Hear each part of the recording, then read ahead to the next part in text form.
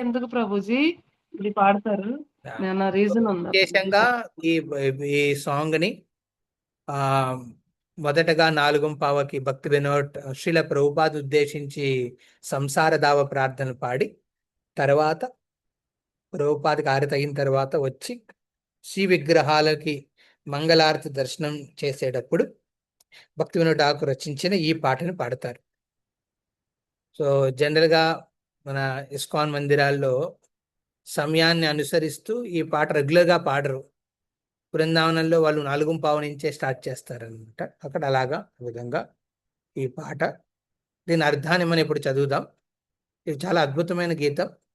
ఇందులో ఎన్ని నామాలు వచ్చినాయి భగవంతుడివి, ఆయన చేసిన ఎన్నో లీల స్మరణలు ఆ ప్రార్థనలోనే ఉన్నాయి కదా. సో దీని అనువాదాన్ని మీరు ఎవరైనా చదువుతారా? నేను అది కూడా వాట్సాప్లో పెట్టాను, చదవండి అది.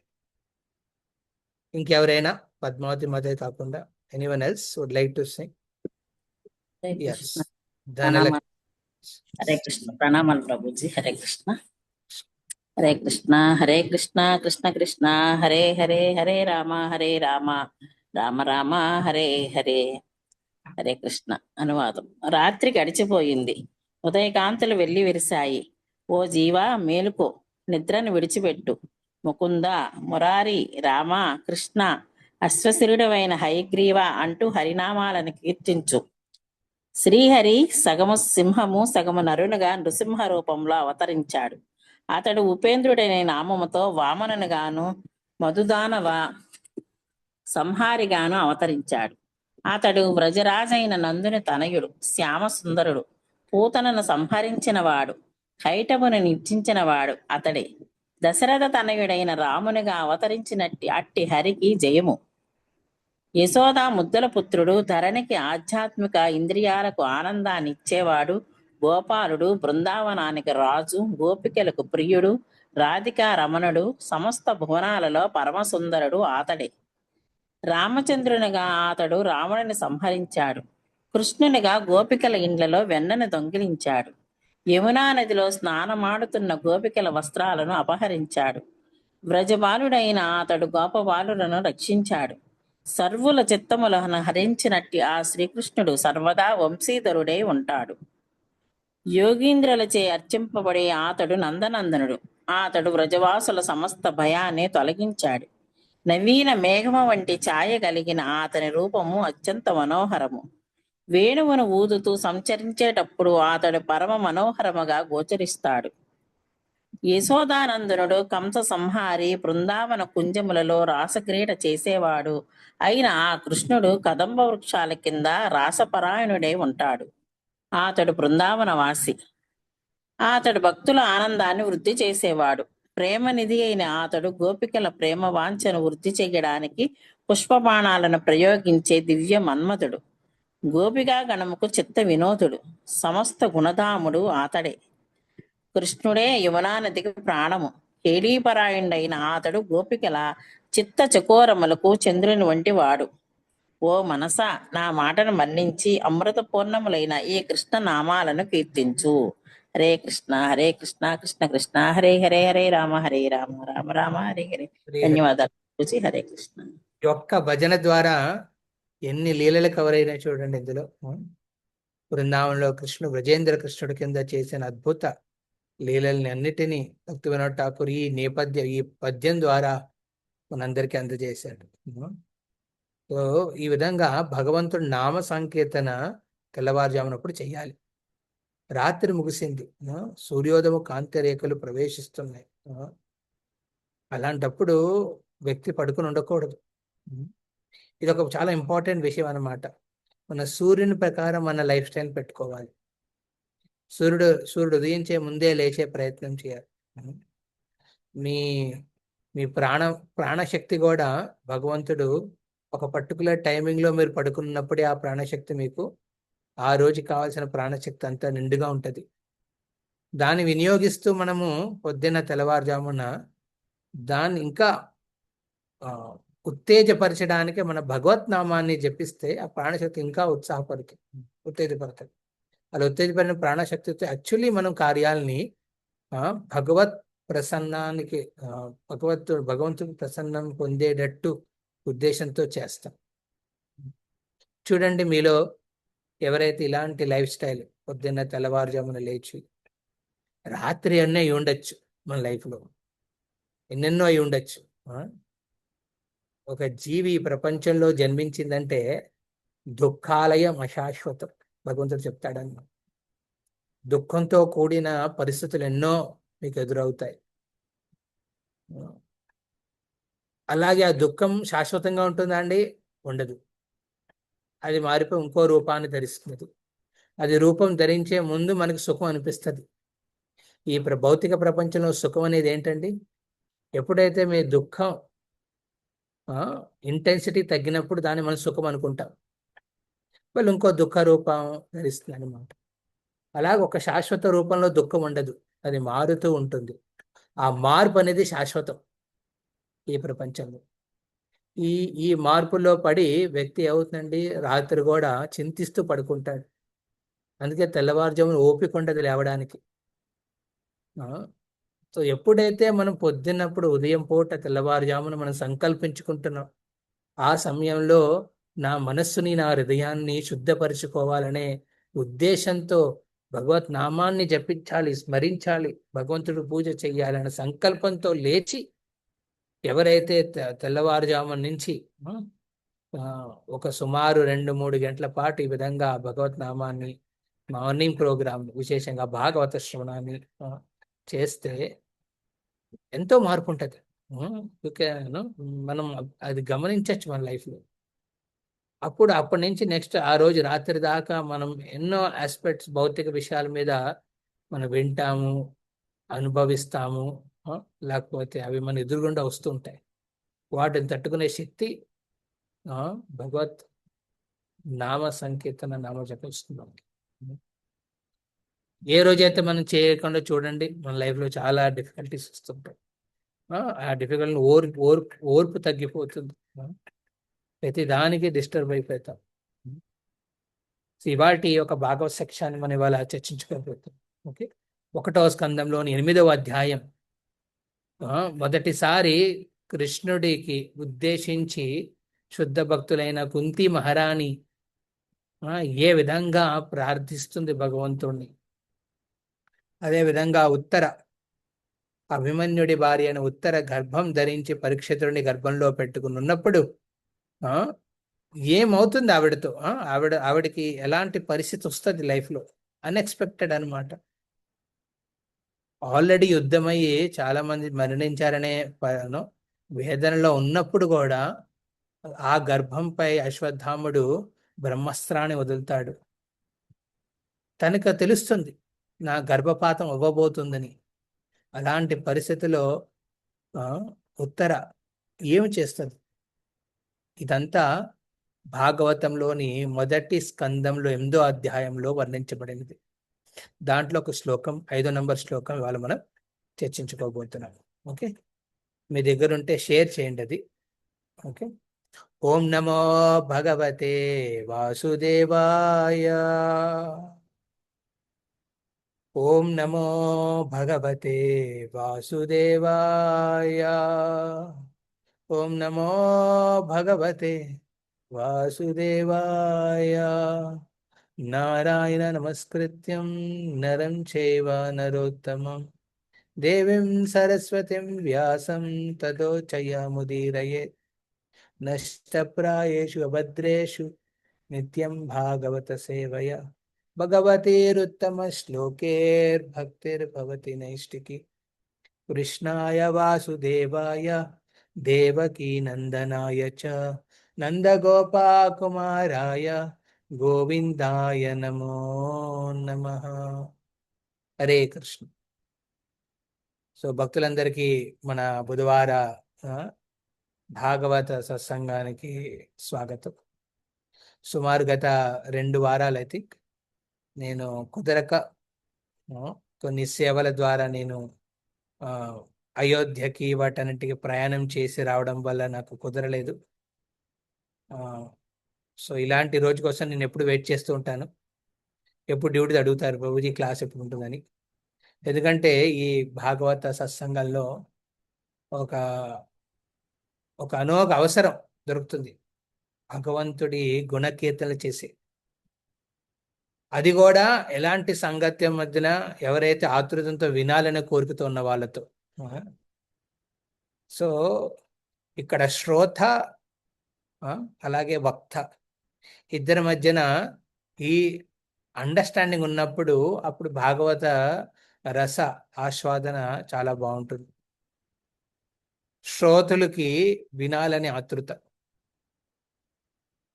విని హృదయపూర్వకంగా శుద్ధీకరణం అయి పవిత్రులై భగవత్ నామ రూప గుణ లీలల మీద ఆకర్షణ పెరగాలని ఆతృతంతో వినేవారు ఉండాలి. అలాగే వక్త భగవంతుణ్ణి స్మరిస్తూ గురు ఆచార్యులను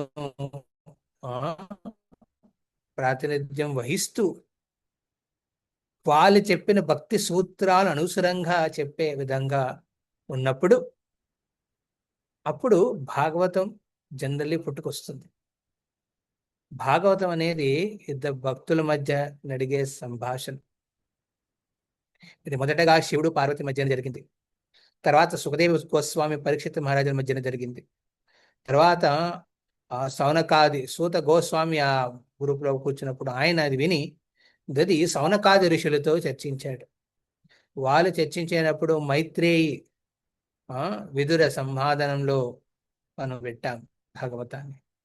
ఈ విధంగా భాగవతం అనేది భక్తులు శ్రోతులు ఆతృతంతో ఉన్నప్పుడు, భగవద్భక్తిలో అభివృద్ధి చెందాలని ఆతృతంతో విన్నప్పుడు, అలాగే వక్త గురు ఆచార్యులను ప్రాతినిధ్యం వహిస్తూ ఒక ప్రతినిధిగా, ఒక సేవకుడు కింద కృష్ణ నామరూప గుణలీలను చర్చించే ఒక ప్యూని కింద ఉంటూ చెప్పే ఉద్దేశంతో ఉండాలి.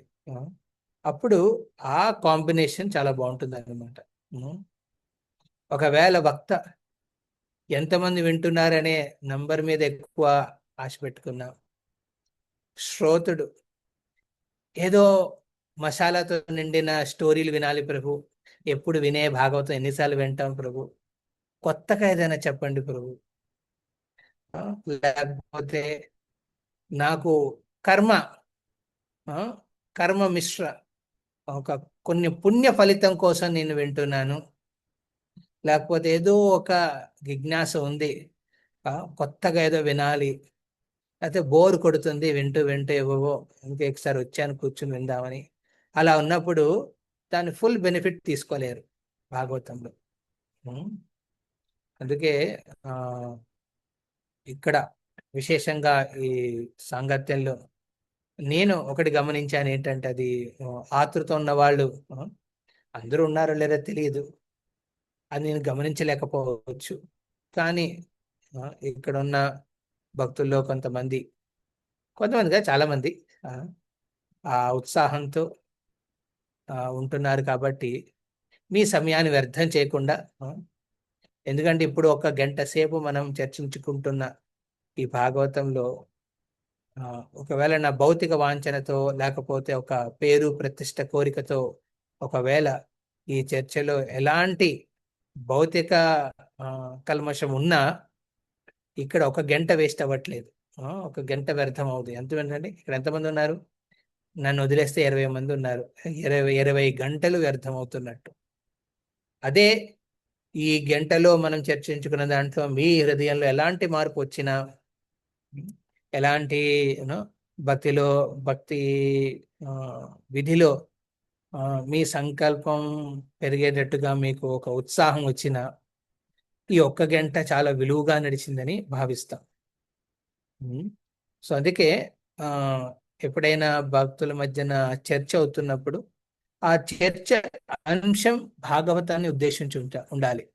భగవద్గీత, భాగవత, చైతన్య చరితామృతం. ఈ సబ్జెక్ట్ని పక్కన పెట్టి ఇంకో ఏదైనా సబ్జెక్ట్ అనుకుంటే అప్పుడు చాలా కష్టం అవుతుంది. ఎందుకంటే అందులో మనం భౌతికంగా బద్ధ అవస్థలో ఉన్న మన ఆలోచనలు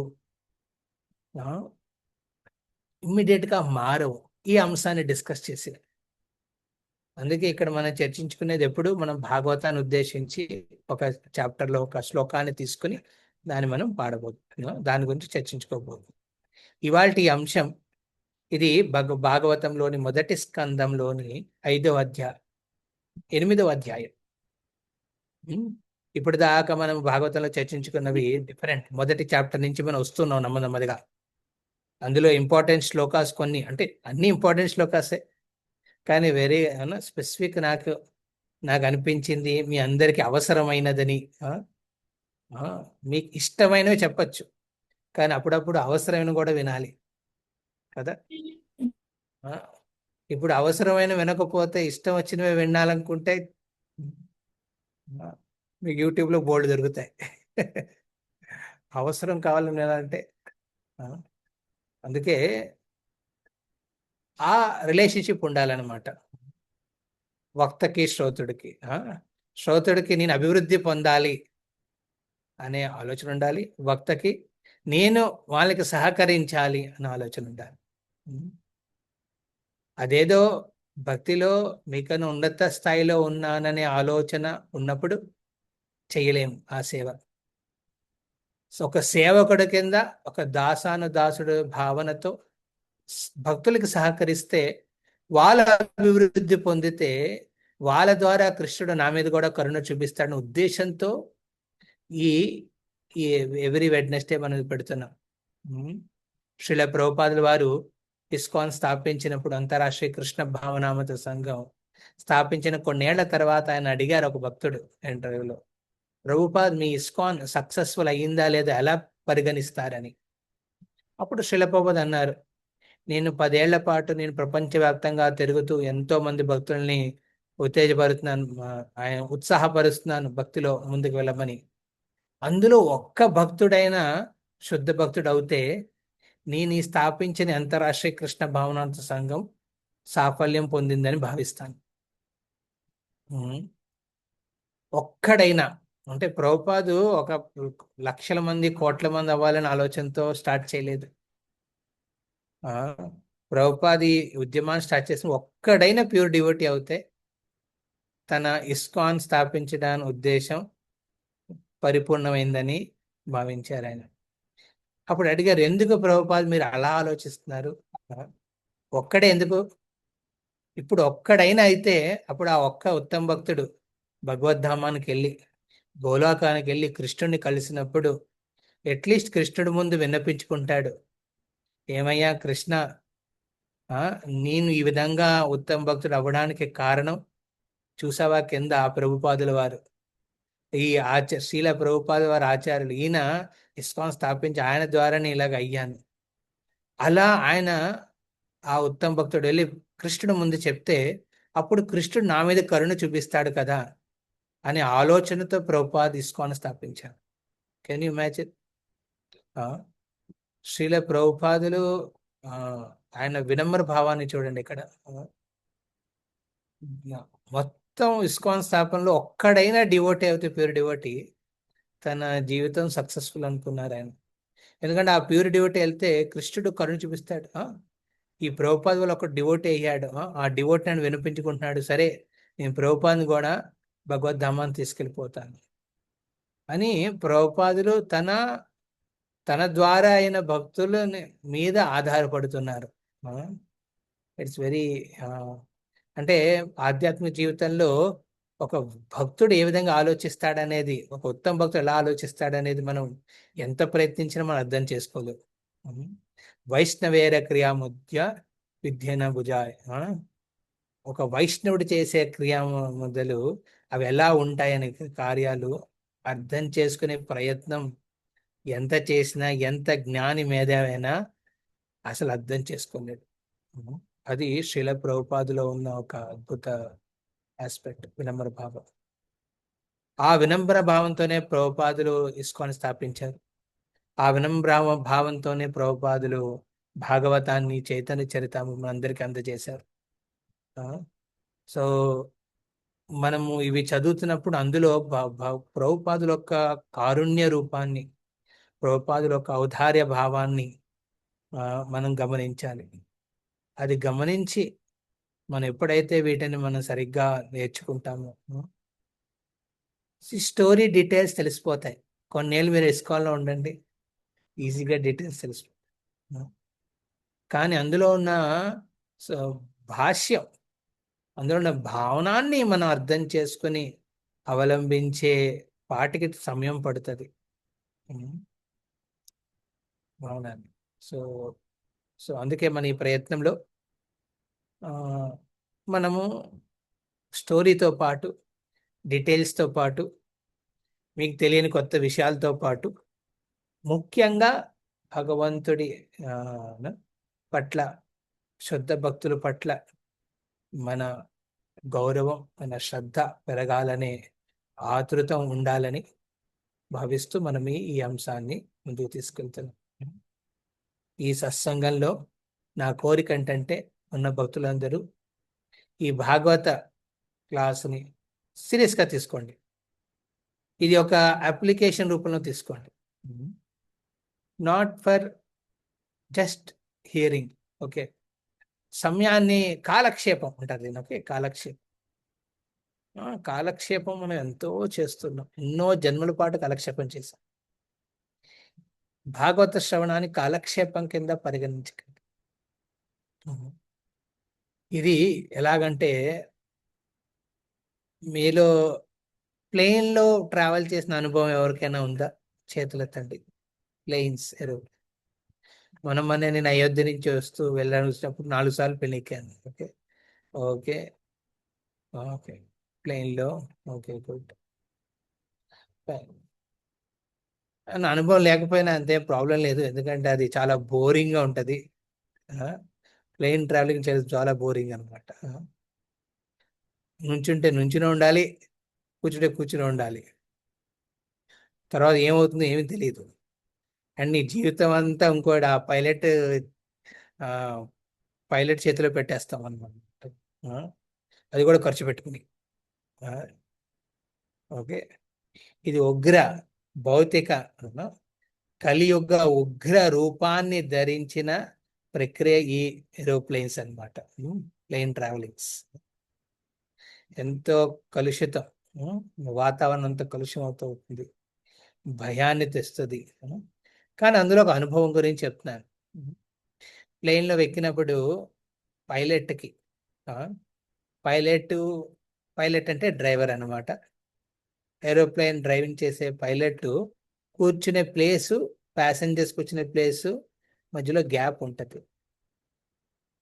సో దాన్ని కాక్పిట్ అంటారు. ఓకే, ఆ కాక్పిట్ అంటే ఆ ప్లేస్లో ఇద్దరు పైలట్లు కూర్చుంటారు. పూర్వంలో ఒకళ్ళే డ్రైవర్ కూర్చునేవారు అనమాట. కానీ ఒక డ్రైవరు మానసిక తత్వం ఎలా ఉంటుందో తెలియక అప్పుడప్పుడు మైండ్ కొంతమంది పని చెయ్యదనమాట. వాళ్ళు ఏవో బాధలతో ఉంటారు లైఫ్లో, వాళ్ళకి వాళ్ళు జాబ్ మీద చూపిస్తారు కొంతమంది.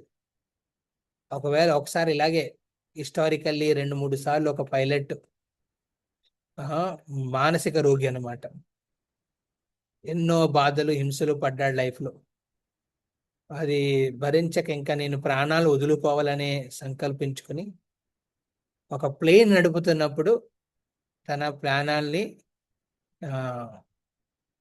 వదిలేసుకున్నాడు. ఏ విధంగా? ఆ ప్లేన్ తీసుకెళ్లి కొండల్లో దాన్ని దూసేశాడు అనమాట. తద్వారా ఏమైంది, అక్కడ ఆ ప్రయాణం చేస్తున్న ఒక 350 మంది ప్రయాణికులు కూడా మరణించారు.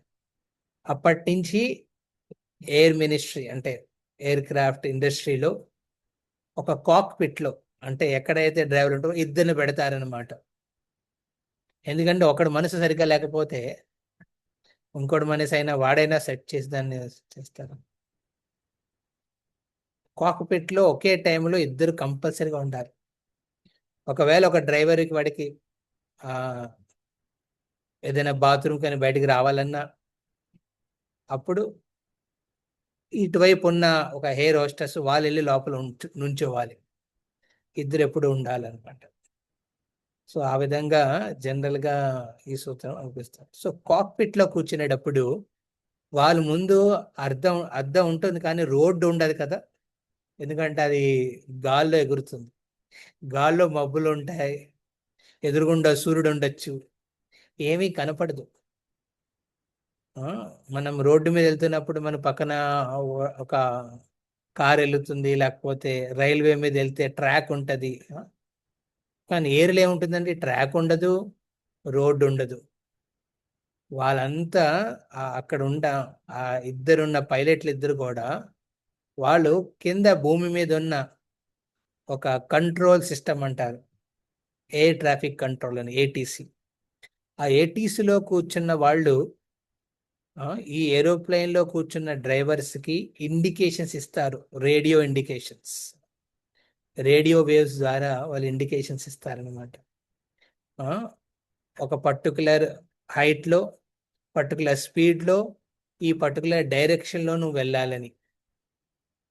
వాళ్ళు కళ్ళు మూసుకుని నడుపుతారనమాట, లిటరలీగా. అంటే కళ్ళు మూసుకుని నడపరు, కానీ కళ్ళు మూసుకుని అక్కడ మెషిన్ అంతా ఆపరేట్ చేస్తూ వాళ్ళు ఇచ్చిన డైరెక్షన్ ప్రకారం వాళ్ళు నడపాలి. డైరెక్షన్ ఎలా తెలుస్తుంది వాళ్ళకి? వినడం ద్వారా. వాళ్ళు వింటారు. విని ఓకే ఈ ఒకటి హైట్లో వెళ్ళమంటున్నాడు, అరే ఖాళీగా ఉంది కదా వెళ్ళిపోతాను, ఏ హైట్ అయినా కాదు, ఎందుకంటే ఇంకో హైట్లో ఇంకో ప్లేన్ వెళ్తుంది. అప్పుడు అదే హైట్కి తీసుకెళ్తే ఆ రెండు ప్లేన్లు కొట్టుకుని అక్కడ ధ్వంసం అవ్వచ్చు. సో వాళ్ళు ఎయిర్ ట్రాఫిక్ని కంట్రోల్ చేస్తూ ఉంటారనమాట. వాళ్ళు కింద నుంచి వాళ్ళ రాడార్ సిస్టంలో తెలుస్తుంది అనమాట, ఏ ప్లేన్ ఏ హైట్లో ఉంది, ఏ స్పీడ్లో, ఏ డైరెక్షన్లో వెళ్తున్నాయని. దాన్ని బట్టి వాళ్ళు ఇండికేషన్ ఇచ్చి ఓకే నువ్వు ఈ హైట్లో నుంచి వెళ్ళు, తర్వాత ఈ హైట్కి రా, కిందకి దిగు, కొంచెం పైకి ఎక్కువ, దాని తర్వాత ఈ స్పీడ్లో వెళ్ళు, ఈ పర్టికులర్ డైరెక్షన్లో వెళ్ళమని వాళ్ళు రేడార్ సిస్టమ్ ద్వారా, రేడియో ద్వారా ఇండికేషన్స్ ఇస్తారు. అది వాళ్ళు విని దాన్ని వాళ్ళు అప్లై చేయాలి. అది వాళ్ళ నైపుణ్యత్వం అనమాట. సో అలాంటి పరిస్థితిలో వాళ్ళు తమ కళ్ళ ద్వారా నడుపుతాను, లేకపోతే నా అనుభవం ప్రకారం నడుపుతానంటే కుదరదు, వినడం ద్వారానే వచ్చేది. అప్పుడప్పుడు క్లిష్ట పరిస్థితులు వస్తాయన్నమాట, కనెక్షన్ ఉండదు సరిగ్గా, వాతావరణం సరిగ్గా లేక ఆ మబ్బుల్లో ఆ ప్లేన్ ఊగిపోతూ ఉంటది. అప్పుడప్పుడు ఆ రేడార్ కనెక్షన్లో సిగ్నల్ కట్ అయిపోతుంది. సరే మన సిగ్నల్ లేదు కదా, నాకు ఇష్టం వచ్చి నడుపుతానంటే కుదరదు. అక్కడ రాత్రిపూట ఏమీ కనపడదు. ఏరోప్లేన్ ఉన్న లైట్ని కూడా చూస్తే ఎదుగుండా ఫ్లైట్ వచ్చి తెలిసిన సమయంలోనే రెండు ఢీ కొట్టుకుని పేలిపోవచ్చు. సో అందుకే వాళ్ళు వెరీ క్లియర్గా ప్రతి డైరెక్షన్ని వాళ్ళు వినాలి. వాళ్ళ లైఫే కాదు, ఆ ప్రయాణిస్తున్న 350 మంది, లేకపోతే ఇంటర్నేషనల్ అవుతే ఇంకా 650 మంది, లేకపోతే ఒక రెగ్యులర్ డొమెస్టిక్ ప్లేన్ అవుతే ఒక స్మాల్ ప్లేన్ అవుతే ఒక 120 మంది, వాట్ ఎవర్. వీళ్ళందరి జీవితం ఈ వినికిడి మీద ఆధారపడి ఉంటుంది. సో మన ఆధ్యాత్మిక జీవితంలో కూడా ఇలాగ ఉండాలి. మనం ఈ క్లాస్ వినేటప్పుడు సరే ప్రభు చెప్తున్నారులే, నేను కొంచెం బెడ్ మీద పడుకుని తలగడ పెట్టుకుని దిండు పెట్టుకుని కిందన ఏసీ ఆన్ చేసుకుని ఇంచక్క పడుకుని వింటాను, ఏదో 2-3 మాటలు చెవులకు వెళ్తే సరిపోతుందిలే, నాకు పుణ్య ఫలితం వస్తుంది అనే ఉద్దేశంతో వినకండి. అలా వింటే దానికి బెనిఫిట్ ఉండదు. మేబీ మన ఆధ్యాత్మిక ప్రయాణంలో అలాంటి దారుణాలు అవ్వకపోవచ్చు, ఒకవేళ పైలట్ వినకపోతే. కానీ ఆ ఆతృతతో, ఆ ఇంటెన్సిటీతో వినాలచ్చు. నేను వినే ప్రతి మాట ఇక్కడ భగవంతుడి నామకీర్తన గురించైనా, నా అభివృద్ధి గురించైనా, ఇది నేను సీరియస్గా వినాలి. వినిన తర్వాత ఆ పైలట్ దాన్ని అప్లై చేయాలి. వాడికి అనిపిస్తుంది ఈ స్పీడ్ ఎందుకు, ఇంకా ఎక్కువ స్పీడ్లో వెళ్తానని. కాదు, కుదరదు. ఆయన చెప్పిన స్పీడ్లోనే వెళ్ళాలి, వాడు విన్న స్పీడ్లోనే వాళ్ళు వెళ్ళాలి. అందుకే ఇద్దరు వింటారు.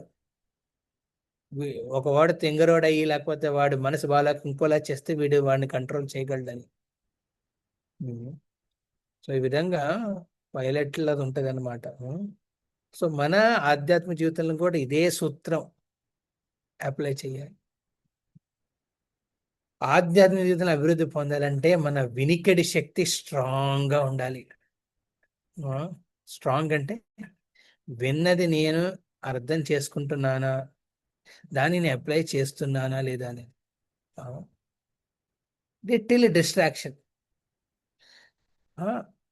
కింద ఏటీసీ నుంచి, ఏ ట్రాఫిక్ కంట్రోల్ నుంచి వాళ్ళు చెప్తారన్నమాట, మీరు 30 డిగ్రీలోనే వెళ్ళండి అని.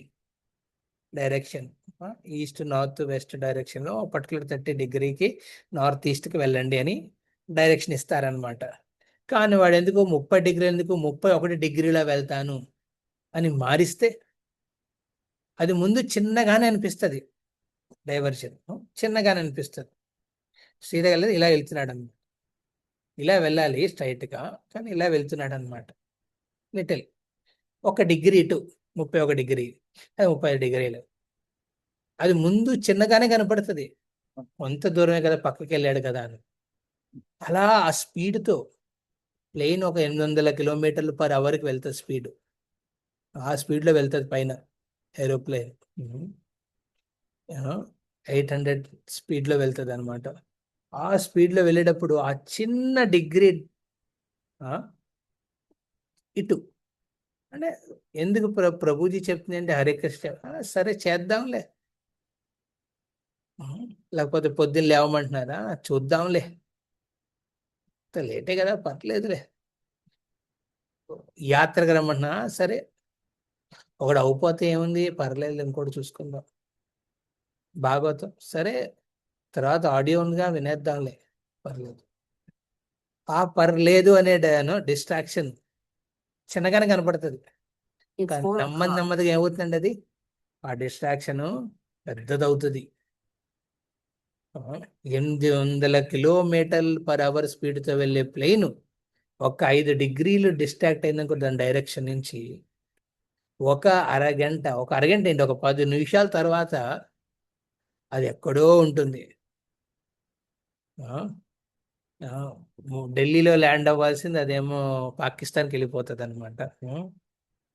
సో ఆ విధంగా డిస్ట్రాక్ట్ అయ్యే అవకాశాలు మన లైఫ్లో కూడా ఉంటాయి. సో అందుకే కేర్ఫుల్గా వినాలి, వినేది పాటించాలి, పాటించే ప్రయత్నం చేయాలి. అట్లీస్ట్ మన సిన్సియారిటీని మనం భగవంతుడికి చూపించాలి. ఏమయ్యా కృష్ణ, ఏమయ్యా గురు మహారాజ్, గురువు గారు, నేను చెప్పింది నేను ప్రయత్నిస్తాను చేయడానికి. ఓకే, ఎనివే, సో ఆల్రెడీ మన 2 వీక్స్ గ్యాప్ రావడం వల్ల నేను ఈ పాయింట్స్ని షేర్ చేయాలనుకున్నాను, వెరీ ఇంపార్టెంట్.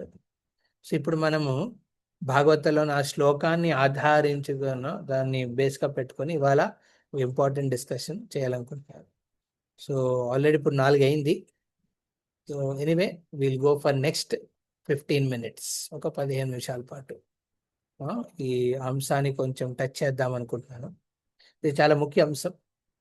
ఇక్కడ ప్రస్తావానికి వస్తే మనము ఆ శ్లోకాన్ని నేను షేర్ చేస్తాను, మీరు ఎవరైనా రిపీట్ చేయండి. ఓకే, షేర్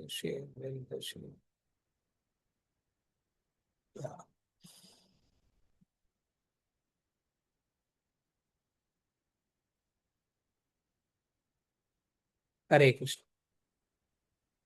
సో ఎవరు రిపీట్ చేస్తారు ఈ శ్లోకాన్ని? ఎవరు హరే మాతాజీ? కృష్ణ, భానుకీర్తి ప్రభుజీ. హరే కృష్ణ, ధన్యవాదాలు. హరే కృష్ణ ప్రభుజీ, దండోత్సవం. సాధ్యత్వా జత శత్రోః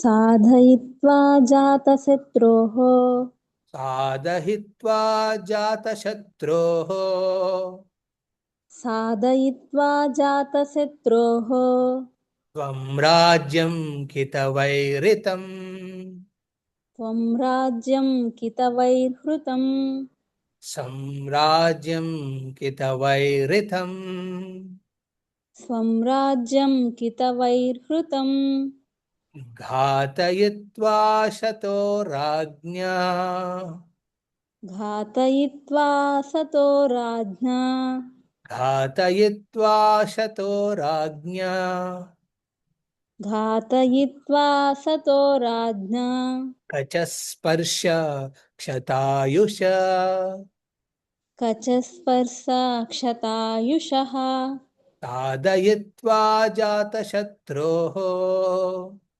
సాధయిత్వా జాతశత్రోః త్వం రాజ్యం కితవైరితం త్వం రాజ్యం కితవైర్హృతం ఘాతయిత్వా శతో రాజ్ఞా ఘాతయిత్వా సతో రాజ్ఞా కచస్పర్శా క్షతాయుష.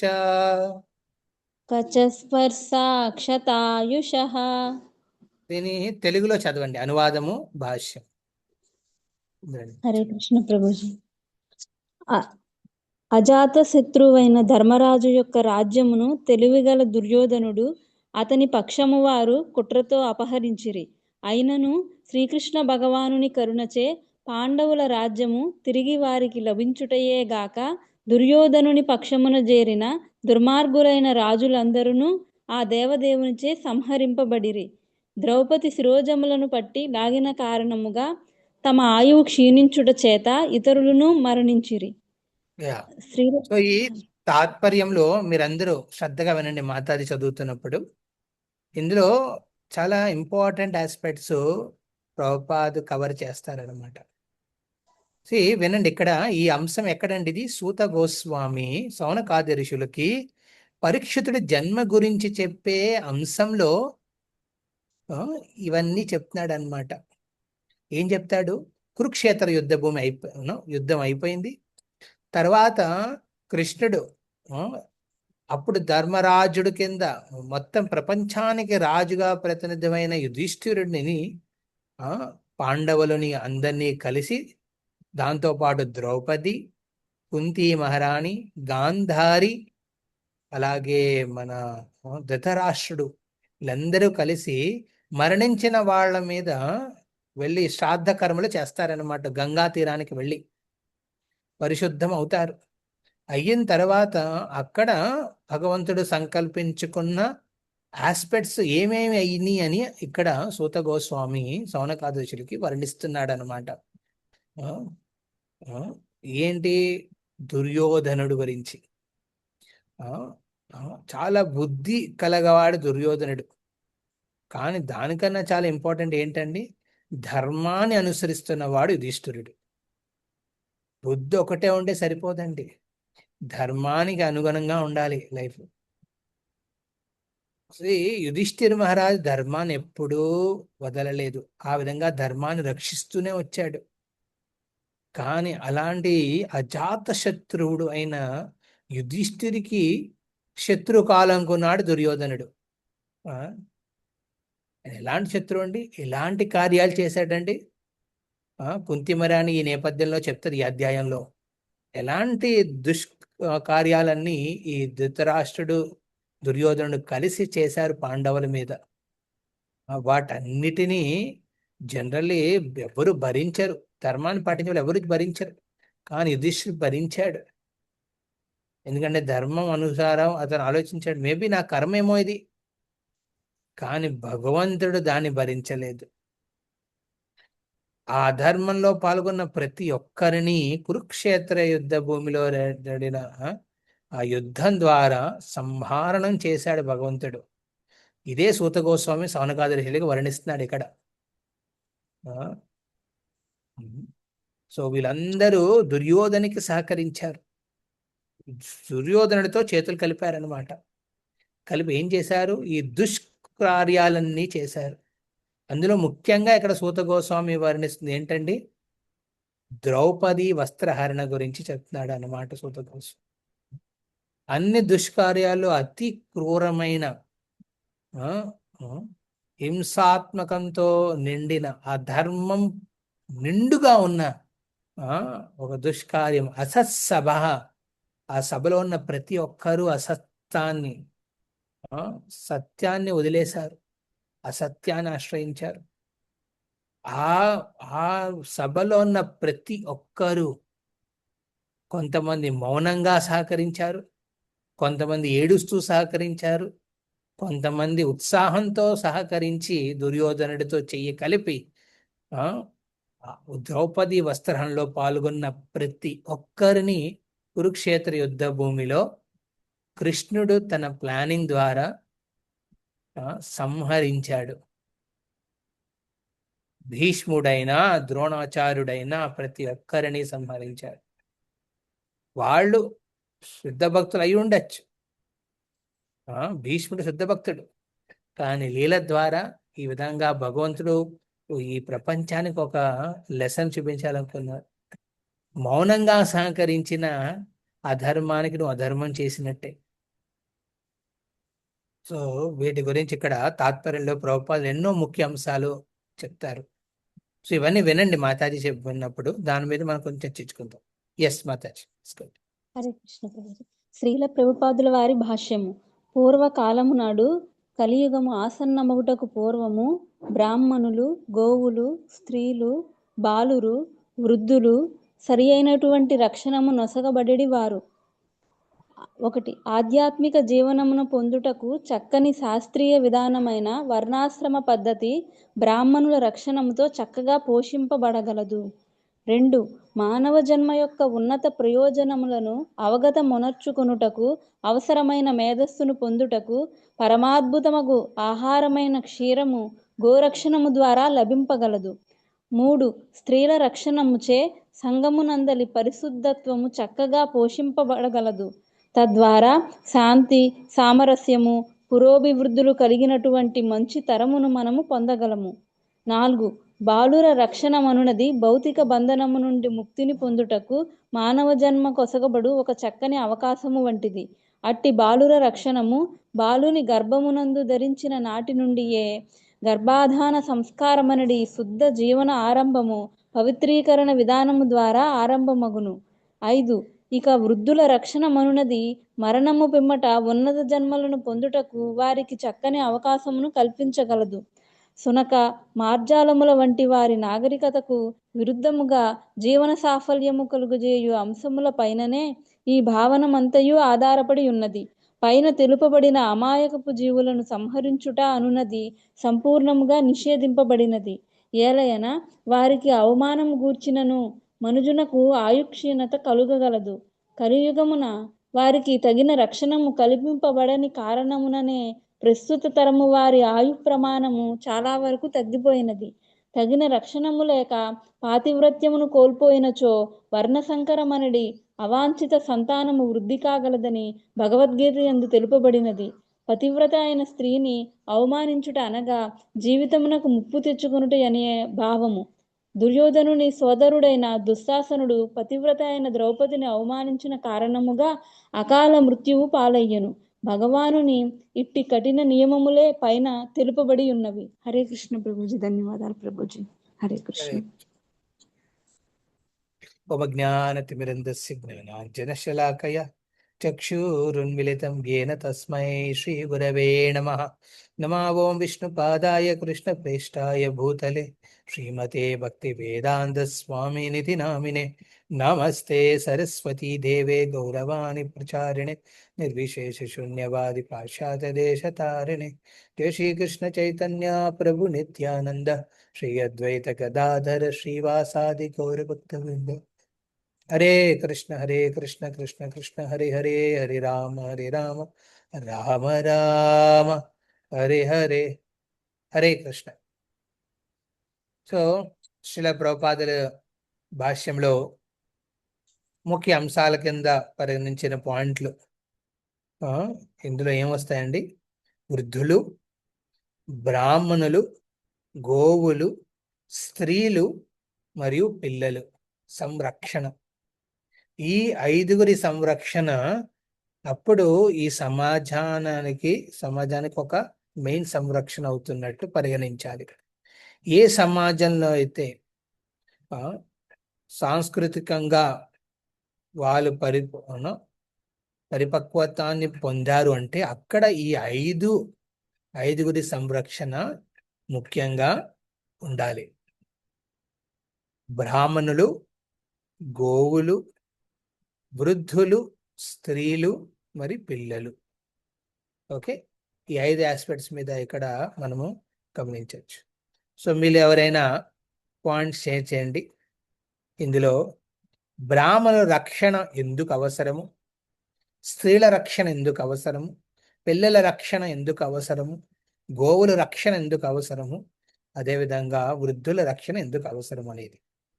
Yes, so like to share. Prabhupada వారు తాత్పర్యంలో ఏం చెప్పారు దీని ఉద్దేశించి? Yeah.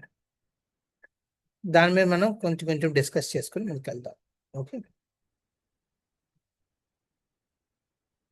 హరే కృష్ణ.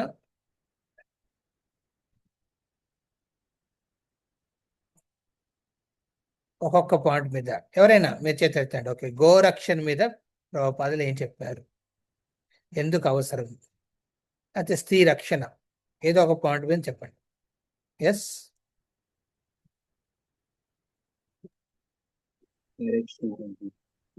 ఎస్ రమణరావు ప్రభు.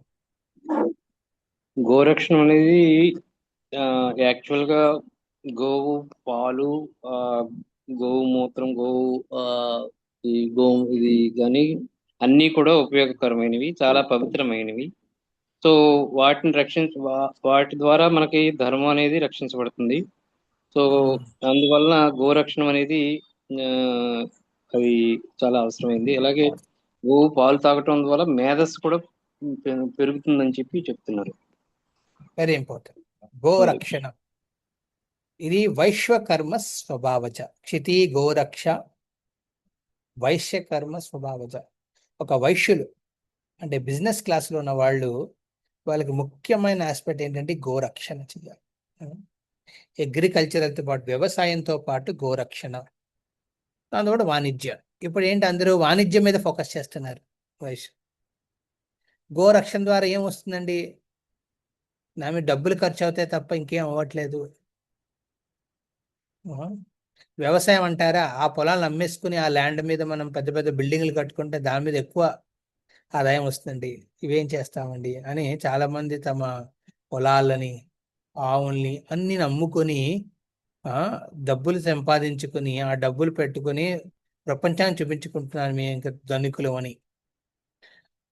ఒక వైశ్యుడు అనేవాడు ఈ భగవద్గీత ప్రకారం ఏం చేయాలండి, క్షితి గోరక్ష వాణిజ్య.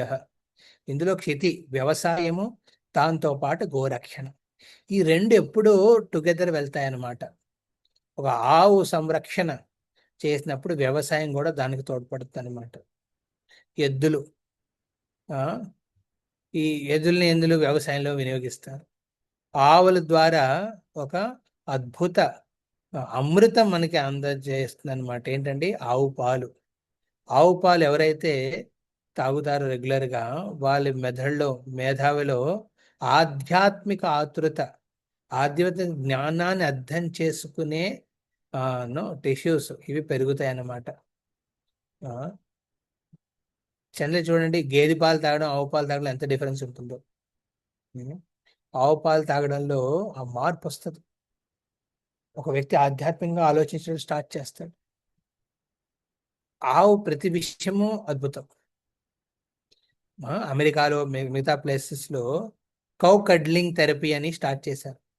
కౌ కడ్లింగ్ థెరపీ, అందులో డాలర్లు తీసుకుని మీకు మానసిక రోగం ఉన్నా, ఎలాంటి పరిస్థితులు విచిత్రంగా ఉన్నా, యాంగ్జైటీతో ఉన్నా, టెన్షన్తో ఉన్నా, ఒక ఆవుతో పాటు సమయాన్ని స్పెండ్ చేయండి కొంతసేపు.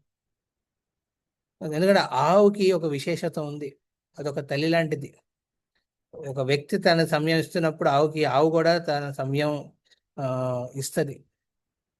ఆ మానసికత్వంలో ఉన్న పరిస్థితి అర్థం చేస్తుంది, దాని ప్రకారం వ్యవహరిస్తుంది ఆవు.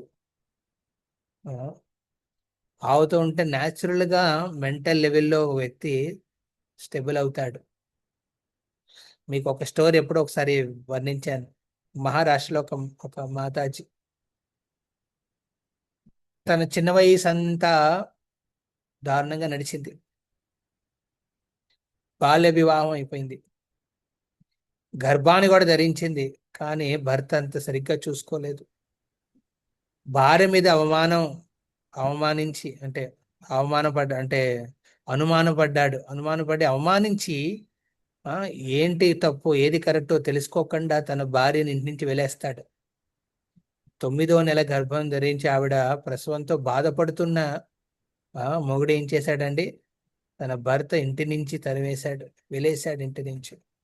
ఎందుకంటే ఎవరు ఏదో మాట అన్నారు, ఈవిడ మీద ఇష్టం లేని ఒక వ్యక్తి ఏమో, ఈవిడ మీద అభిప్రాయం సరిగ్గా లేని ఒక వ్యక్తి ఏమో ఏదో అన్నాడు మాటతో, మీ ఆవిడ ధరించిన గర్భం నీ ద్వారా కాదు అని భర్త అనుమానం పొందాడు.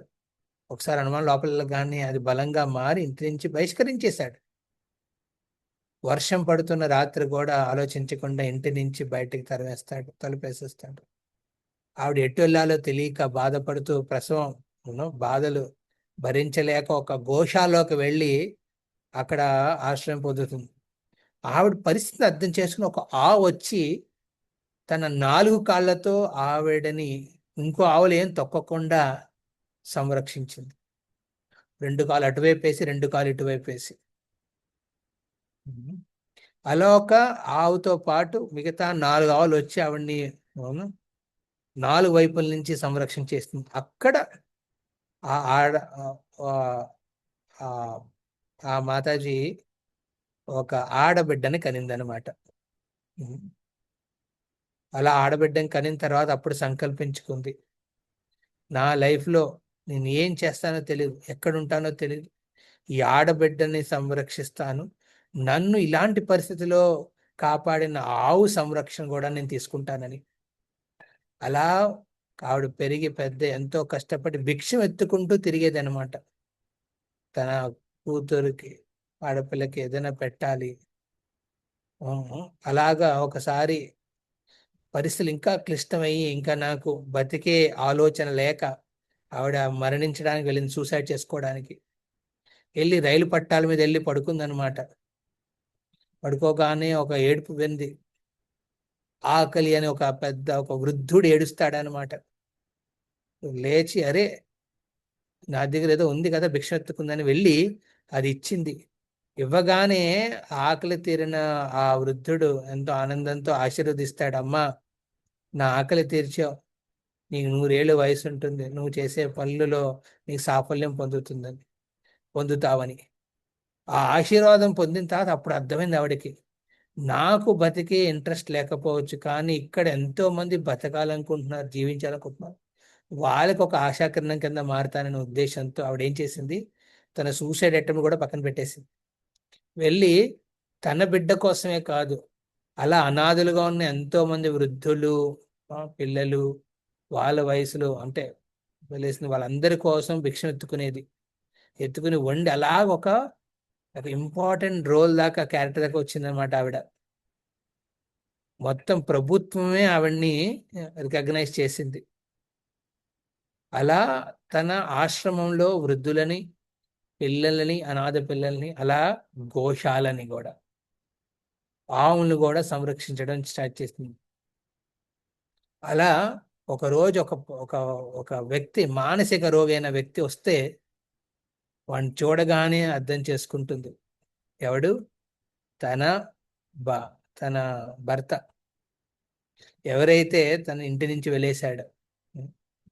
వాడికి తెలియలేదు ఎక్కడికి వచ్చాడు, మానసిక బాధతో బాధపడుతూ ఆశ్రమానికి చేరతాడు. ఆవిడేమో వాడిని తీసుకెళ్ళి ఆవుల్ని సంరక్షించు, ఆవులకి సేవ చేయని పంపించింది అనమాట. మొదటున్న బంధం అంతా పక్కన పెట్టేసింది. అక్కడ వచ్చిన వ్యక్తి కూడా ఒక ఆశ్రితుడి కిందే భావించింది తన భర్తను కూడా. ఆ విధంగా she became very famous. So చూడండి, ఆవు ఒక పశువు కాదు. ఎస్, కుక్కలకి లాయల్టీ ఉంటుంది కానీ ఆవులకి ప్రేమ ఉంటుంది. ఆ ప్రేమతో తమ సర్వస్వం కూడా ఒక వ్యక్తికి సమర్పించుకుంటుంది ఆవు. ఆ ప్రేమతో ఆవు పాలు ఇస్తుంది. అలాంటి ఆవు పాలు తాగితే న్యాచురల్గా మన ఆధ్యాత్మిక అభివృద్ధి చెందుతుంది, మన మెదళ్ళు అలాంటి ఆలోచనలు వస్తాయన్నమాట. సో అందుకే గోరక్షణ అనేది చాలా అవసరం. ప్రస్తుత కలియుగంలో గోరక్షణ అనేది ఒక పుణ్య ఫలితం కింద భావించే చేస్తున్నారు అందరూ. కానీ ఒక పుణ్య ఫలితం వస్తుందని చేయకూడదు. ఇది ఒక సేవ కింద, ఒక తల్లి కింద, ఒక తల్లిని అడాప్ట్ చేసుకునేటట్టుగా ఉండాలి, ఒక బిడ్డని అడాప్ట్ చేసినట్టుగా ఉండాలి ఆవుని. అలా మనం సంరక్షించుకోవాలి. That is very important. Yes, మిగతా పాయింట్స్ మీద ఎవరైనా చెప్పాలి?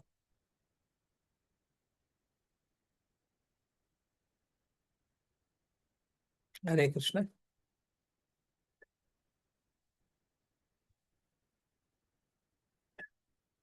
ఎస్, మిగతా వాళ్ళు ఎవరైనా? I will choose someone. Okay, మీరు ఎవరు చేయకపోతే నేను చూస్ చేయాలి.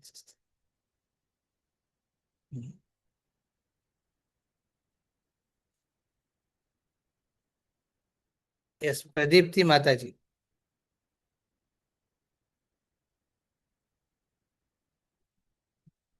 హరే కృష్ణ ప్రభుజీ, ధన్యవాద ప్రణామ్స్ ప్రభుజీ. ప్రభుజీ, బ్రాహ్మణుల యొక్క రక్షణ వలన వర్ణాశ్రమ పద్ధతి చక్కగా పోషింపబడుతుంది అని ప్రభుపాదుల వారు చెప్పారు ప్రభుజీ. అంటే క్షత్రియులకి సరైన సలహాలు ఇవ్వడము, శాస్త్రం యొక్క జ్ఞానాన్ని ప్రదానం చేయడము, అలా అన్ని వర్ణాల వారిని. సో ఈ ప్రపంచంలో వర్ణాశ్రమం అనేది ధర్మాన్ని నిలబెట్టే ఒక ప్రక్రియ. భగవంతుడు స్వయంగా దీన్ని సృష్టిస్తాడు. చతుర్వర్ణ్యం మహాసృష్టం గుణ కర్మ విభాగశ. ఒక వ్యక్తి గుణాల ద్వారా, కర్మాల ద్వారా వర్ణాశ్రమం అనేది వ్యవస్థలోకి భగవంతుడు తీసుకొస్తాడు. ఒక బ్రాహ్మణుడి గుణకర్మలు ఒక విధంగా ఉంటాయి, క్షత్రుడి గుణకర్మలు ఒక విధంగా ఉంటాయి, వైశ్యుడి గుణకర్మలు ఒక విధంగా ఉంటాయి, శూద్రుడి గుణకర్మలు ఒక విధంగా ఉంటాయి. ఎవరిలో ఏ గుణకర్మలు అనేది ఎవరు చెప్పగలరు అనేది బ్రాహ్మణుడు చెప్పగలడు. అందుకే పూర్వంలో ఏమైందండి, బ్రాహ్మణ గురుకుల్లో పిల్లలందరూ వెళ్ళేవారు. పిల్లలందరూ వెళ్ళి వాళ్ళ కర్మ గుణాల ప్రకారం వాళ్ళని అలాంటి వృత్తిలో పెట్టేవారు అనమాట గురువులు గారు. ఆ గురువు అనేవాడు బ్రాహ్మణుడు. బ్రాహ్మణుడు మన శరీరంలో తల లాంటి వాడు అనమాట. క్షత్రియులేమో భుజాలు లాంటి వాళ్ళు, వైశ్యులేమో కడుపు లాంటి వాళ్ళు, శూద్రులేమో కాళ్ళు లాంటి వాళ్ళు. కాళ్ళు మొత్తం శరీరాన్ని అంతటిని భారం తీసుకుని నడుస్తుంది. సో శూద్ర వర్ణంలో ఉన్న వాళ్ళు, వాళ్ళ గుణం ప్రకారం వాళ్ళు నమ్మకస్తులు.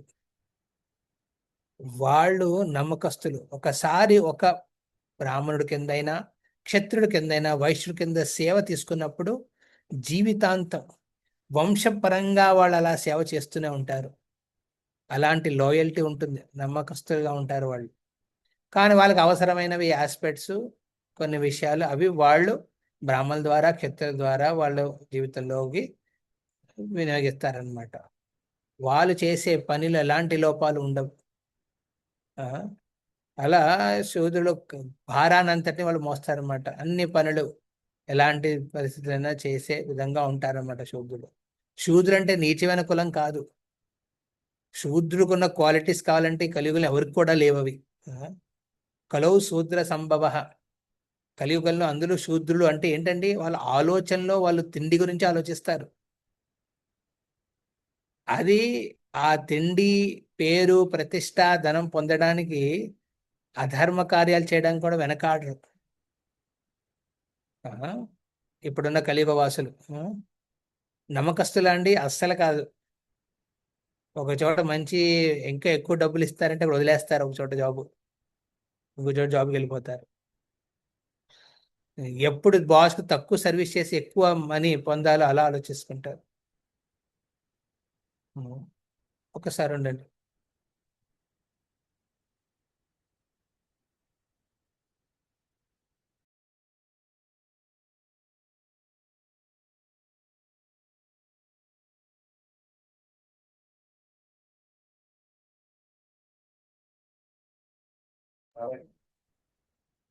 హరే కృష్ణ.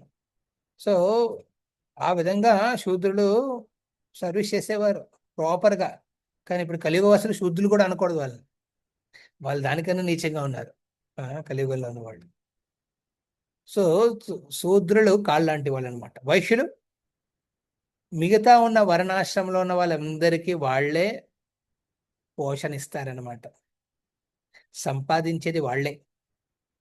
బ్రాహ్మణులకి సంరక్షణ, విశేషంగా గృహస్థ ధర్మంలో ఉన్న వైశ్యులు, బ్రహ్మచారులని, ఆ వర్ణాశ్రమంలో ఉన్న యూనో, వానప్రస్థులని, సన్యాసులు వాళ్ళే చూసుకుంటారు. అది పూర్వకాలంలో ఉన్న ప్రకృతి సహజంగా వర్ణాశ్రమ ధర్మం. సో ఇప్పుడు వైశ్యులు పొట్ట లాంటి వాళ్ళు అనమాట. వాళ్ళు పోషణ ఇస్తారన్నమాట మొత్తం శరీరానికి. అండ్ క్షత్రియులు భుజాలు లాంటి వాళ్ళు, సంరక్షణ ఇస్తారు. సంరక్షణ కోసం తమ ప్రాణాలు కూడా అర్పించడానికి సిద్ధమవుతారు. అందుకే వాళ్ళకి ఒక పర్టికులర్ స్థానం ఇచ్చారు. వాళ్ళు చెప్పే మాట అందరూ ఫాలో అవ్వాలని వాళ్ళకి ఒక పర్టికులర్ రాజసింహాసనం ఇస్తారనమాట. కానీ ఆ క్షత్రియుని కూడా ఏ విధంగా గైడ్ చేయాలనేది ఆస్పెక్ట్ బ్రాహ్మణుడికి ఉంటుంది. ఆ బ్రాహ్మణుడికి ఎలాంటి పేరు ప్రతిష్టల గురించి ఆలోచించడు. తన లైఫ్లో సంతృప్తి పడుతూ ధర్మం అనుసరంగా, శాస్త్రాన్ని అనుసరంగా సూత్రాలు చెప్తూ ఆ క్షత్రుడిని ఒక డైరెక్షన్లో పెడతాడు. ఆ క్షత్రుడు ఏం చేస్తాడు? రాజఋషి కింద మారుతాడు. ఆ క్షత్రుడు ఎవరైతే బ్రాహ్మణ్ణి పాటిస్తాడో వాడు రాజఋషి కింద మారి, ఆ క్షత్రుడు తన దగ్గర వచ్చిన ధనాన్ని, అంటే ట్యాక్స్ ద్వారా వచ్చిన ధనాన్ని అంతటిని ధర్మ కార్యాలకు వినియోగిస్తాడు. ప్రతి ఒక్కరిని ధర్మంగా ఆచరించడానికి తను ప్లానింగ్ పెడతాడు అనమాట. దానికి కావాల్సిన సపోర్ట్ అంతా వైశ్యులు ఇస్తారనమాట. ఆ వైశ్యులు క్షత్రులు చేసే పని కర్మాలు అన్ని ఆస్పెక్ట్లోనూ సహకరించేది వాళ్ళు శూద్రులు అనమాట. ఈ విధంగా వాళ్ళకి అవసరమైన తిండి అవన్నీ ఏర్పాట్లు చేస్తారు. నివాసము, ఇల్లు, బట్ట, తిండి ఇవన్నీ వాళ్ళు వీళ్ళందరికీ అరేంజ్ చేసి ఇస్తారన్నమాట. మన శరీరంలో ఒకవేళ కాలు సరిగ్గా పనిచేయకపోతే కుంటుకుంటూ నడుస్తాం, ఏదో నడుస్తాం. మన కడుపు సరిగ్గా పనిచేయకపోతే ఏదో మెడిసిన్ వేసుకుంటాం, సెట్ చేసుకుంటాం, తల పోషణ మార్చుకుంటాం, డైట్ మార్చుకుంటాం, ఇవన్నీ చేస్తాం. చేతులు కూడా, భుజాలు కూడా అంత సంరక్షణ చేయకపోతే సరే జీవితం నడుస్తుంది. కానీ తలే లేకపోతే ప్రాణం ఉంటుందండి? ఉండదు. అది బ్రాహ్మణుని రోల్ ఇక్కడ. ఇప్పుడున్న సమాజంలో బ్రాహ్మణులకి ఆ విలువ ఎందుకు లేదంటే బ్రాహ్మణులు స్వయంగానే ఆ విలువను పోగొట్టుకున్నారు. ఈ కలియుగంలో మొదటి బ్రాహ్మణుడు అధర్మం వైపు వెళ్ళింది ఎవరండి? శృంగి. ఎవరండి శృంగి? ఎవరైతే పరీక్షితుడికి తను శపిస్తాడో, 5 ఏళ్ల బాలకుడు, పరిపక్వత్వం లేనివాడనమాట. లేనివాడు ఏం చేశాడు? గర్వంతో, తనకున్న తపోబలంతో 7 రోజుల్లో పరీక్షితుడు మరణించాలని శపిస్తాడు అన్నమాట. అక్కడి నుంచి కలియుగం స్టార్ట్ అయింది. బ్రాహ్మణులు తమ చేసే ధర్మాలను వదిలేశారు. ఏదో ఒక 2 రూపాయల ఒక యజ్ఞోపవేతాన్ని వేసుకున్న ప్రతి ఒక్కడు బ్రాహ్మణుడు అని తిరుగుతున్నాడు బయట. కానీ యాక్చువల్లీ బ్రాహ్మణుడు అంటే బ్రహ్మ జానాతిథి బ్రాహ్మణ. ఆ బ్రహ్మ సత్య బ్రహ్మాన్ని తెలుసుకోవాలి. శాస్త్రాలు, సూత్రాలని అన్నిటిని ప్రాపర్గా అర్థం చేసుకున్నవాడై ఉండాలి. అలాంటి వాడిని న్యాచురల్గా క్షత్రులు ఫాలో అవ్వాలి, ఒక ప్రేరణ ఉంటుంది. బ్రాహ్మణులు చేయకపోవడం వల్ల ఏమైందండి? క్షత్రులు రూల్లోకి వచ్చారు. వాళ్ళు బ్రాహ్మణుల్ని తిరస్కరించారు. బ్రాహ్మణులు తిరస్కరించినప్పుడు న్యాచురల్లీ వాళ్ళు ఆధ్యాత్మిక విధంగా ఆలోచిస్తారండి? తక్కువ ఆలోచిస్తారు. ఎక్కువ రాజ్యం కావాలి, ఎక్కువ ధనం సంపాదించాలని ఆశతో యుద్ధాలు చేస్తూ తిరిగారు. వాళ్ళని చూసి వైశ్యులకి క్షత్రుల మీద నమ్మకం పోయింది.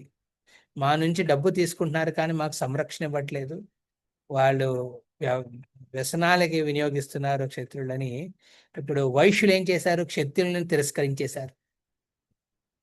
వైశ్యులు ఎప్పుడైతే తిరస్కరించో, బ్రాహ్మణులు ఎప్పుడైతే తమ సిస్టమ్ని ఫాలో అవ్వలేదో, క్షత్రియులు వాళ్ళని తిరస్కరించి వాళ్ళు మోనార్క్స్ కింద మారారనమాట. Monarch, king is the ruler, that's all. చెప్పిందే వేదం అనమాట. అలా అయిపోయింది అనమాట. తర్వాత ఆ క్షత్రియుల్ని తిరస్కరించిన తర్వాత వైశ్యులు వచ్చారు. వాళ్ళు ప్రపంచాన్ని ఏడడం స్టార్ట్ చేశారు. దాన్నే క్యాపిటలిజం అంటారు. The one who is earning money he's the king. వాళ్ళు ఎలాంటి కార్యం అధర్మమైన సంపాదించాలి, డబ్బు వస్తే సరిపోతుందనే ఉద్దేశంతో వాళ్ళు శాస్త్రాలను పక్కన పెట్టేశారు. రూల్స్ రెగ్యులేషన్స్ అన్ని తిరస్కరించేశారు. బిజినెస్కి ఏది అవసరం అది చేస్తారనమాట. దానికోసం లేబర్ క్లాస్ని విచ్చలవిడిగా వాళ్ళని యూజ్ చేయడం స్టార్ట్ చేశారు. అలా చేస్తూ చేస్తూ చేస్తూ ఎంతో దారుణాలు చేశారు. స్లేవరీ సిస్టమ్ స్టార్ట్ చేశారు. అలా వచ్చారు బ్రిటిషర్స్ ఇండియాకి. బిజినెస్ ఇండియన్స్ అందరినీ భారతీయులందరినీ ఒక లేబర్స్ కింద యూజ్ చేద్దామనే ఉద్దేశంతో. అలాగా ఎప్పుడైతే శూద్ర వర్ణం మీద బ్రాహ్మణం ఒక వైశ్యుడు యూనో తన బలాన్ని ఉపయోగించి వాళ్ళ ద్వారా పని చేయించి వాళ్ళకి కావాల్సిన బేసిక్ రిక్వైర్మెంట్స్ ఇవ్వకుండా చేశారు. అప్పుడు శూద్రులు ఆ వైశ్యులను తిరస్కరించారు. అప్పుడు స్టార్ట్ అయింది కమ్యూనిజం. అందరూ ఒక్కటే, ఎక్కువ డబ్బున్నవాడేం పెద్దవాడేం కాదు, అందరికీ సమానంగా ఉండాలని కమ్యూనిజం స్టార్ట్ అయింది. ఆ విధంగా ఎప్పుడైతే మైండ్ పనిచేయదో, ఇంకా కాళ్ళు పనిచేసినా, పొట్ట పనిచేసినా, చేతులు పనిచేసినా ఎలా బాగుండి, మైండ్ సరిగ్గా ఉండాలి. అందుకే బ్రాహ్మణ వర్గాన్ని సంరక్షించడం అనేది ఒక సనాతన ధర్మంలో ముఖ్య పాత్ర. ఓకే, హరే కృష్ణ. సో ఇక్కడ మనం ఆపుదాం. మిగతా 3 పాయింట్లు మనం నెక్స్ట్ క్లాస్లో డిస్కస్ చేసుకుందాం. దాని తర్వాత ఇంకో నేపథ్యంలోకి వెళ్దాం. హరే కృష్ణ హరే కృష్ణ కృష్ణ కృష్ణ హరే హరే, హరే రామ రామ రామ హరే హరే. సో ఎవరికైనా ఏదైనా ప్రశ్నలు కానీ ఏదైనా పాయింట్ షేర్ చేయాలనుకుంటున్నారా?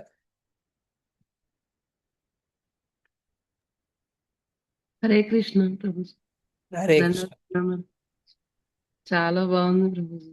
ఎంత స్టార్టింగ్ నుంచి కీర్తన దగ్గర నుంచి ఎంత బాగుందంటే, మీరు ఆ ఫ్లైట్ ఎగ్జాంపుల్ కానీ, అక్కడ ఆ పైలట్ గురించి కానీ అక్కడ చెప్పిన విధానం కానీ, ఇప్పుడు ఈ శ్లోకంలో కానీ చాలా ఎగ్జాంపుల్స్ ఇచ్చారు మీరు మధ్యలో. ఆ మహారాష్ట్ర ఆమె గురించి కానీ, అంత అంత కష్టంలో నుంచి ఆమె దీనిలోకి వచ్చారు. గో సంరక్షణ గురించి, ఇప్పుడు క్షత్రియ బ్రాహ్మణులు వీళ్ళందరి గురించి, శూద్ర గురించి చాలా చాలా బాగుంది ప్రభుజీ. చాలా మంచి క్లాస్ ఇచ్చారు హరే కృష్ణ. ప్రభుజీ. హరే కృష్ణ. ఇంకొకటి ఏంటంటే ప్రభుజీ, ఇప్పుడు విభావరి శేష బృందావనంలో మళ్ళీ భువనేశ్వర్లో కూడా నడుస్తుందంట ప్రభుజీ మార్నింగ్. అప్పుడు ఎందుకు ప్రభుజీ అన్న రీజన్ ఉందా మీరు చెప్పగలరు? అది కొన్ని టెంపుల్స్ అలా ఫాలో అవుతారు. వాళ్ళు ముందుగా మంగళారతి సంసారదావ ప్రార్థన పాడి తర్వాత వివర విశేష పాడతారు. ఓకే, అదే కొన్ని temples, that is the regular thing. అది ఆ మీనింగ్ నాకు నచ్చింది ప్రభు. మేము ఒక్కోసారి బద్ధకంగా అయిపోతాము, ఏదో హెల్త్ కానీ లేకపోతే పని కానీ ఇంట్లో. అది బాగా చెప్పారు మీరు. ఆ నిద్ర అనేది అలాంటి మాకు కూడా మీ ఆశీర్వాదం ఇవ్వండి ప్రభుజీ. మేము కూడా మార్నింగ్ ప్రోగ్రామ్ బాగా మంగళారతి మిస్ అవ్వకుండా చేసే శక్తి రావాలి. మార్నింగ్ ఇప్పుడు చాలా మంది ఏంటి, నైట్ లేట్ అవుతుంది ప్రభు, మార్నింగ్ అవ్వట్లేదు. అరే నైట్ చేసే పనులు మార్నింగ్ చేయండి, మార్నింగే చేసేయండి. జపం అవ్వట్లేకపోతుంది, అందుకే జపం లేట్ అవుతుంది, అందుకే పడుకోవడం లేట్ అవుతుంది. అరే అదేదో లేట్ గా చేసే జపం పొద్దున్న తెల్లవారు రెడీగా చేసుకోండి. లిటిల్ బిట్ సెట్ చేయండి టైం. 11:30 పడుకుంటున్నారా, సరే దాన్ని 11 చేయండి. 11 పడుకుంటున్నారా, 10:30 చేయండి. 10:30 పడుకునేవారు 10 చేయండి. మీ గృహస్థ ధర్మంలో మీకు ఆ ఫ్రీడమ్ ఉంది. ఓన్లీ మీరు ఆ లైఫ్ని సెట్ చేసుకోవాలంతే. ఓకే, 1 గంట పడుకుంటున్నారా, చాలా దారుణం. Try to set your life, very important. Hare Krishna. చాలా చాలా చాలా ధన్యవాదాలు. చాలా ఇంకెవరికైనా ఏదైనా పాయింట్స్, నా ప్రశ్న కానీ పాయింట్స్ కానీ they want to share? Hare Krishna. Yes.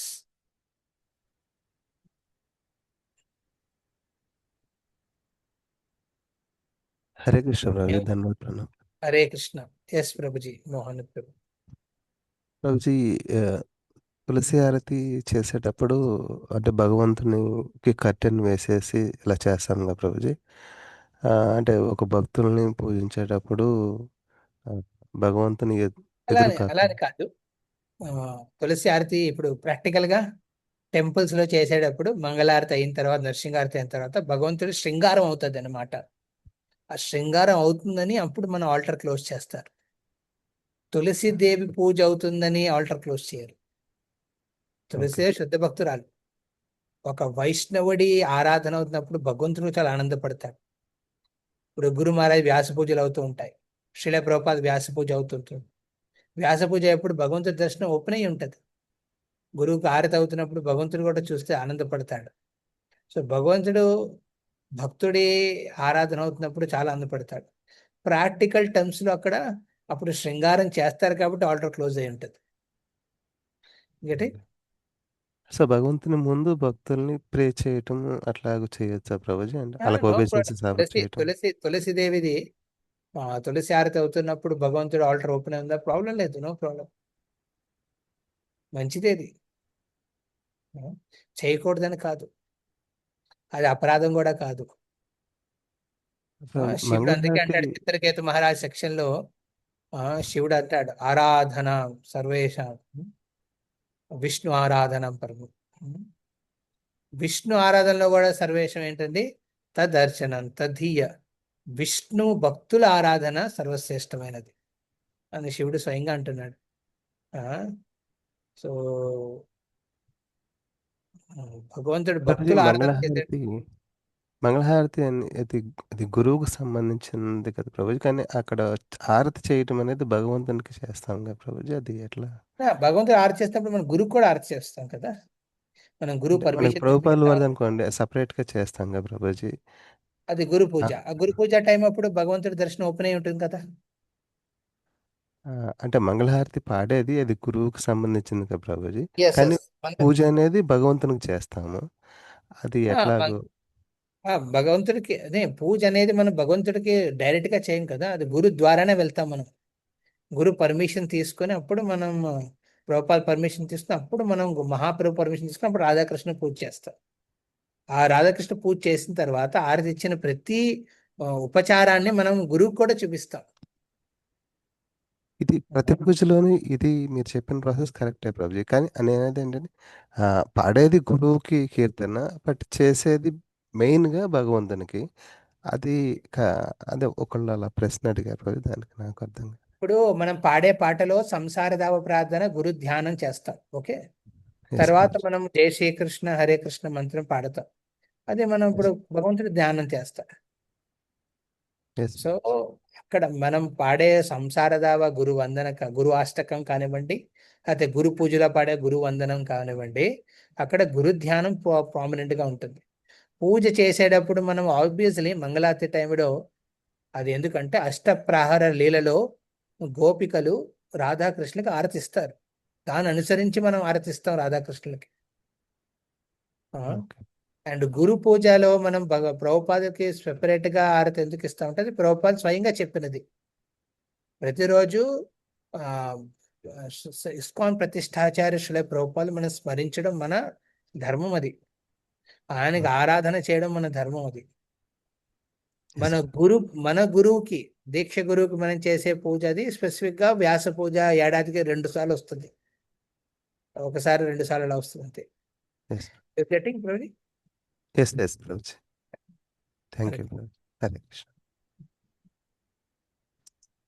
So తులసి ఆరతి కూడా చాలా ఇంపార్టెంట్. తులసి ఆరతి ప్రాక్టికల్ గా ఆల్టర్ క్లోజ్ అయి ఉంటుంది, ఎందుకంటే అప్పుడు భగవంతుడికి శృంగారం చేయాలి కాబట్టి క్లోజ్ చేస్తారు, టైం ఉండదు కాబట్టి. 2 గంటల వాళ్ళు దొరుకుతుంది, 2 అంటే 1 గంటన్నర ఉంటుంది వాళ్ళకి అంతే, దాన్ని క్లోజ్ చేస్తారు. సో భగవంతుని ముందు మనం డివోటీస్ కూడా ఒబేసెన్సెస్ ఆఫర్ చేయొచ్చా ప్రభుజీ? భగవంతుడి ముందు డివోటీస్ ఒబేసెన్స్ ఆఫర్ చేయం, ఒక సన్యాసి ఉంటే తప్ప. ఒక సన్యాసి కానీ గురువు ఉన్నారు అనుకోండి, వాళ్ళకి మనం ఒబేసెన్సెస్ ప్లే చేయొచ్చు, కానీ భక్తులకి ఇన్ జనరల్ మనం భగవంతుడి ముందు ఆ మర్యాద ఇస్తాం అన్నమాట. భగవంతుడి ముందు డైరెక్ట్ గా ఒబేసెన్సెస్ పే చెయ్యం రెగ్యులర్ భక్తులకి. ఒకవేళ సన్యాసి వస్తే, ఒకవేళ గురువు వస్తే వెంటనే మనం ప్రణామాలు చేయాలి భగవంతుడి ముందైనా. Okay, thank you. Hare Krishna. Hare Krishna. Yes, will conclude here. Hare Krishna. Thank you very much, మీరందరూ మీ సమయాన్ని కేటాయించినందుకు. మళ్ళీ నెక్స్ట్ బుధవారం కలుద్దాం. హరే కృష్ణ. గ్రంథరాజ్ శ్రీమద్ భాగవతం కి జగద్గురు శ్రీల ప్రభుపాదికి హరి హరి మనం ఈ శ్లోకమే మళ్ళీ నెక్స్ట్ వీక్ తీసుకుని అందులో మిగతా 3 అంశాల మీద చర్చించుకున్నాం. వృద్ధులు, పిల్లలు, అదేవిధంగా స్త్రీల రక్షణ అవసరం. హరే కృష్ణ ప్రభు.